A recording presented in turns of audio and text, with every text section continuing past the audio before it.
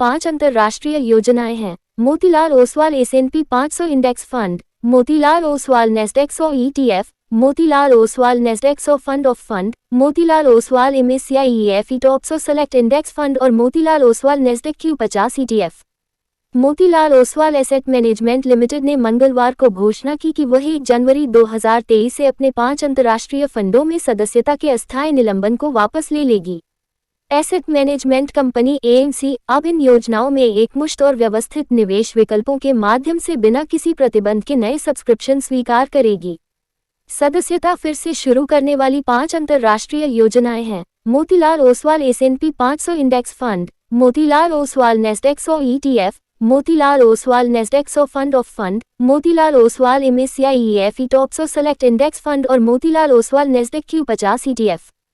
परिसंपत्ति प्रबंधन फर्म ने कहा, विदेशी निवेश को फिर से शुरू करने के लिए वर्तमान में उपयोग किए जा रहे उपलब्ध हेडरूम के पूर्ण थकावट की स्थिति में आपके सभी सब्सक्रिप्शन को फिर से रोका जा सकता है। जून में amphi association of mutual funds in India ने घोषणा की कि म्यूचुअल फंड योजनाएं सब्सक्रिप्शन फिर से शुरू कर सकती हैं और 1 फरवरी 2022 तक फंड द्वारा उपयोग की जाने वाली विदेशी निवेश सीमा को भंग किए बिना उपलब्ध हेडरूम तक विदेशी फंड या प्रतिभूतियों में निवेश कर सकती हैं।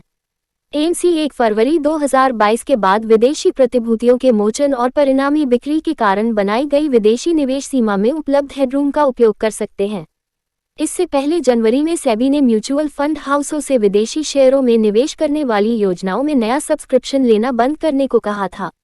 सब्सक्रिप्शन रोकने का निर्देश मुख्य रूप से म्यूचुअल फंड उद्योग द्वारा विदेशी निवेश के लिए $7 बिलियन की अनिवार्य सीमा को पार करने के कारण था। भारतीय प्रतिभूति और विनिमय बोर्ड सेबी ने म्यूचुअल फंडों के लिए विदेशी प्रतिभूतियों और फंडों में निवेश करने के लिए $7 बिलियन की समग्र उद्योग स्तर की सीमा और विदेशी ETF एक्सचेंज ट्रेडेड फंड्स में निवेश के लिए $1 बिलियन की एक अलग सीमा निर्धारित की है।